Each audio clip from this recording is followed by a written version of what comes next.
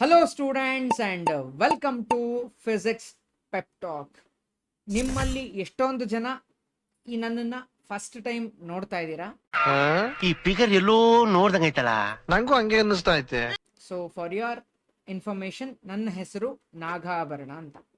So ನಾವು ಈ physics pep talk ಚಾನಲಲ್ಲಿ ಶಾರ್ಟ್ ಆ್ಯಂಡ್ ಸ್ವೀಟ್ ಆಗಿ ನಿಮಗೆ ಎಕ್ಸಾಮ್ಗೆ ಪಕ್ಕಾ ಮಾರ್ಕ್ಸ್ ಬರಬೇಕು, ಅದೇ ಥರನೇ ಸ್ಟ್ರಾಟಜೀಸು, ಟೀಚಿಂಗು ಎಲ್ಲವನ್ನ ಮಾಡ್ತೀವಿ. ಸೊ ನೀವು ನಮ್ಮ ಪ್ರೀವಿಯಸ್ ವಿಡಿಯೋಸ್ನ ನೋಡಿದ್ರೆ ಗೊತ್ತಿರುತ್ತೆ, ಇಲ್ವಾ ಒಂದ್ಸತಿ ನಮ್ಮ ಪ್ಲೇ ಲಿಸ್ಟ್ನ ಚೆಕ್ ಮಾಡ್ಕೊಳ್ಳಿ. ಸೊ ನಿಮಗೆ ಕ್ರಿಸ್ಟಲ್ ಕ್ಲಿಯರ್ ಟೀಚಿಂಗಿಗೆ ಶಾರ್ಟ್ ಆ್ಯಂಡ್ ಸ್ವೀಟ್ ಆಗಿ ಜಾಸ್ತಿ ಹೊತ್ತು ಟೈಮೆಲ್ಲ ಏನು ನಾವು ತಗೊಳ್ಳೋದಿಲ್ಲ. ಸೊ ಹಾಗಾದರೆ ಇನ್ನೇನು ಮಿಡ್ ಟರ್ಮ್ ಬರ್ತಾ ಇದೆ.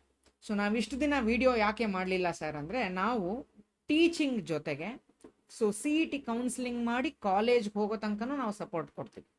So third round CET counselling ಮೊನ್ನೆ ತನಕನೂ ಇತ್ತು, ಒಂದು 15 ಡೇಸ್ ನಾವು ರೆಸ್ಟ್ ತೊಗೊಂಡ್ವಿ ಅಷ್ಟೇ.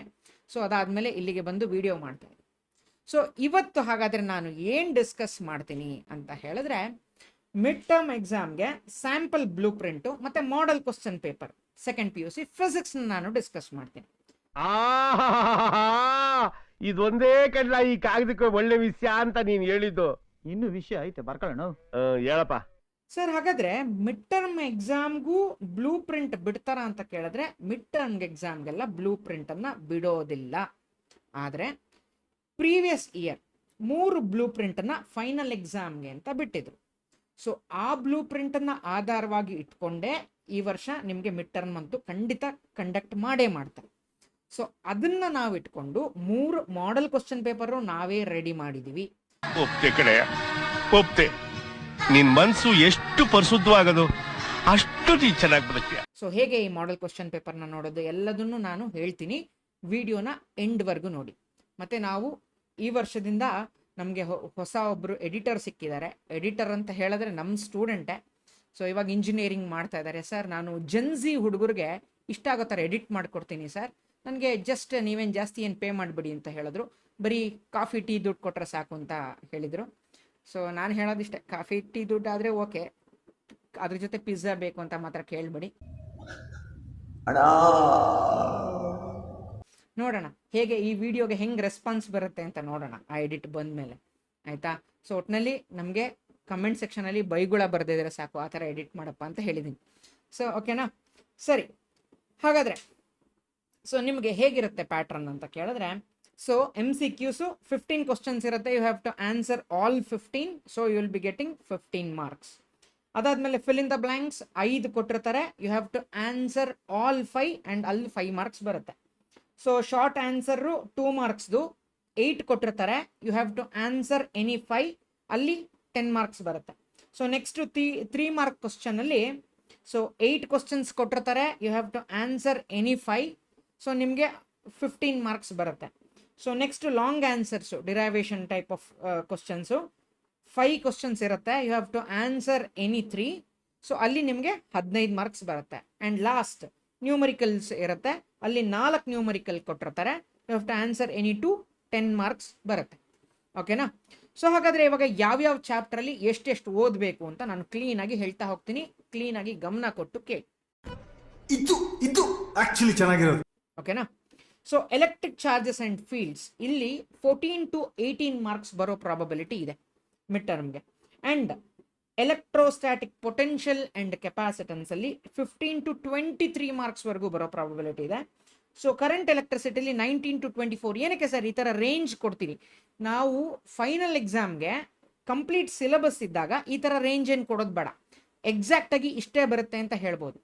ಬಟ್ ಇಲ್ಲಿ ಈ ಫಸ್ಟ್ 4 ಚಾಪ್ಟರ್ಸ್ ಏನಿದೆ, ಇದು ಯೂಶಲಿ ಹೈ ವೆಯ್ಟೇಜ್ ಚಾಪ್ಟರ್ಸ್ ಫಿಸಿಕ್ಸಲ್ಲಿ, ಆಯಿತಾ.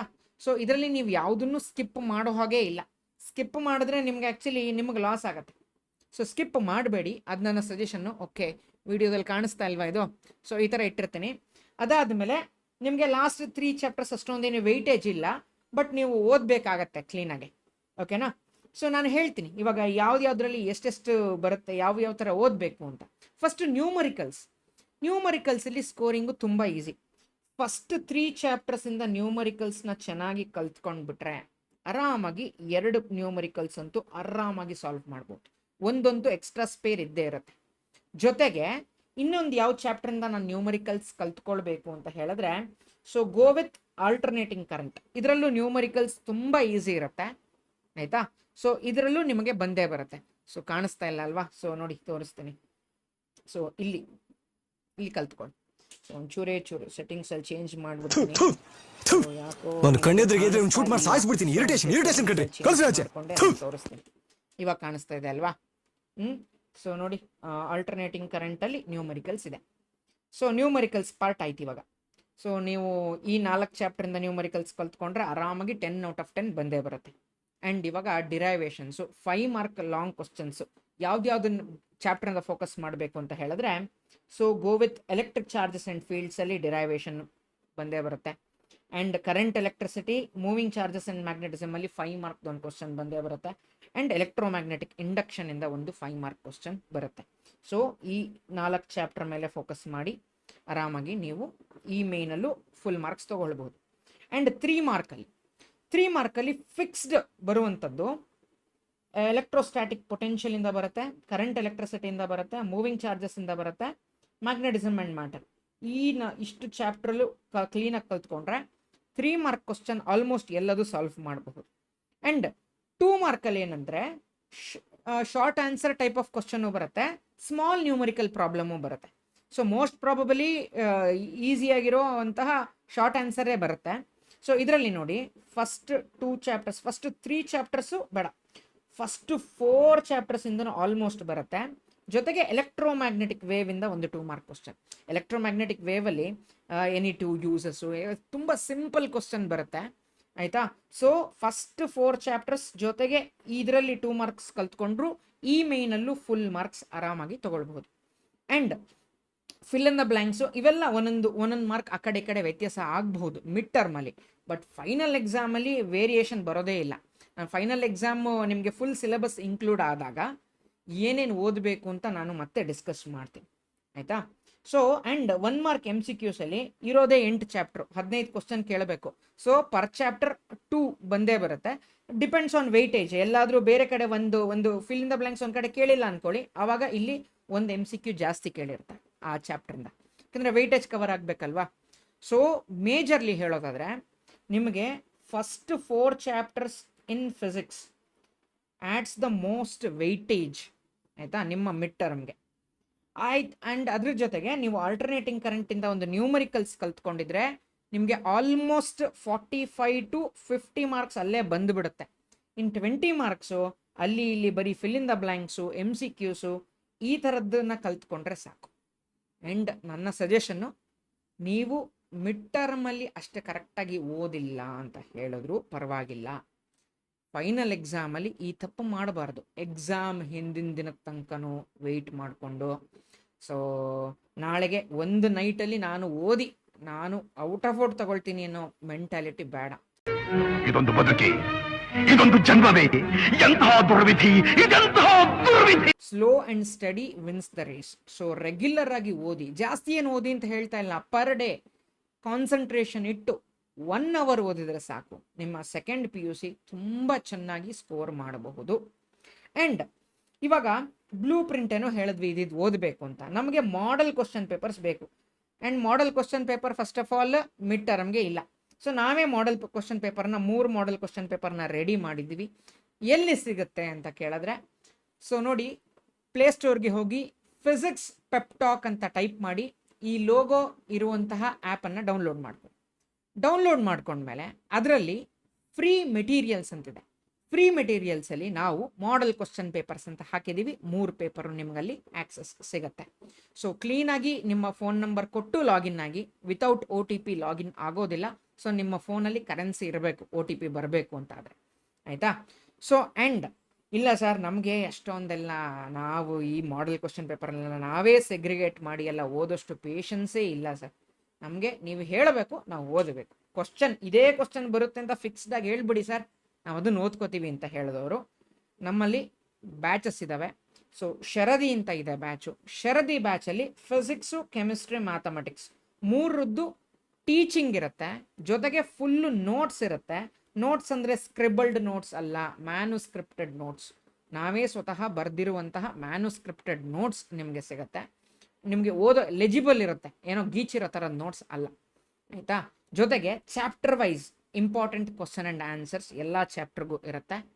ಆ್ಯಂಡ್ ನಿಮಗೆ ಇದು 3 ಸಬ್ಜೆಕ್ಟ್ಗೂ ಇರುತ್ತೆ ಚಾಪ್ಟರ್ ವೈಸು. ಜೊತೆಗೆ MCQs ವಿತ್ ಸೊಲ್ಯೂಷನ್. MCQಸು ಫಿಲ್ ಇನ್ ದ ಬ್ಲ್ಯಾಂಕ್ಸ್ ಯಾವ್ಯಾವ ಚಾಪ್ಟರ್ಗಿದೆಯೋ ಅದಕ್ಕೆ fill in the blanks with solution. ಎಲ್ಲದ್ರದ್ದು ನಿಮ್ಮ ಹೊಸ ಪ್ಯಾಟ್ರನ್ನ ಎಲ್ಲ ತರಹದ question, most probable questions with solution ಈ ಬ್ಯಾಚಲ್ಲಿ ಸಿಗುತ್ತೆ.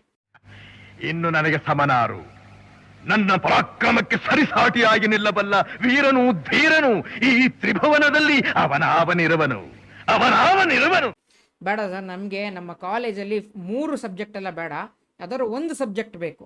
ನನಗೆ ಒಂದು ಫಿಸಿಕ್ಸ್ ಬೇಕು, ಇಲ್ಲ ಕೆಮಿಸ್ಟ್ರಿ ಬೇಕು, ಇಲ್ಲ ಮ್ಯಾಥಮೆಟಿಕ್ಸ್ ಬೇಕು ಅಂತ ಹೇಳಿದವ್ರಿಗೆ ನಿಮಗೆ ಯಾವ ಸಬ್ಜೆಕ್ಟ್ ಬೇಕೋ ಅದು ಅವೈಲಬಲ್ ಇರುತ್ತೆ, ಆಯಿತಾ.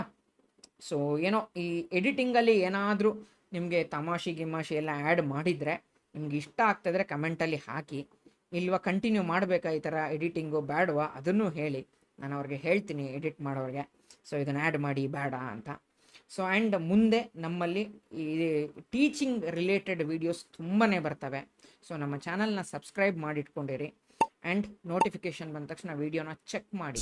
I will make sure that you get good marks this year, that's for sure and that's our promise, ಆಯಿತಾ. So that's it for this video guys. This is your teacher Nagabharana signing off with a smile. I will meet you guys in the next video. Until then, have a nice day. Bye. ಓಟ್ ಬತ್ತೀಯಾ? ಟಾಟಾ. ಎಲ್ಲೂ ನೋಡ್ದಂಗಿಲ್ಲ. Vote ಬಾ.